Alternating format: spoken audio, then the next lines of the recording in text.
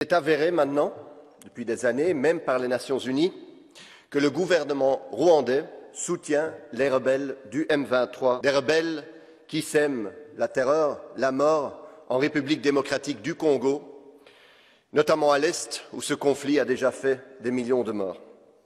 Nous savons donc toute la responsabilité du gouvernement rwandais. Et alors, que fait l'Union européenne, que font les pays européens? On s'attendrait à des sanctions.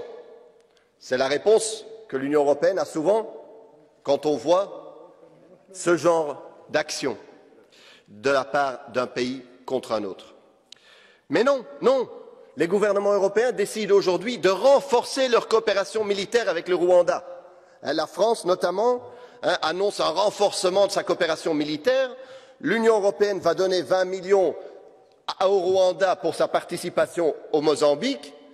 Et les États-Unis, vous le savez, depuis longtemps, sont un partenaire très important du Rwanda. Tandis que vous savez qu'aujourd'hui, s'il y a un État qui vend des armes à la République démocratique du Congo, il doit notifier les Nations Unies, ce qui ralentit, voire empêche, évidemment, la livraison des armes à un pays trop souvent et si souvent agressé. Cette politique, où on dit en mots, en paroles que nous respectons la souveraineté congolaise, mais en réalité notre politique l'entrave et la sape, est inacceptable. Il faut cesser ça tout de suite, parce que nous avons besoin, et les Congolais ont besoin de paix aujourd'hui.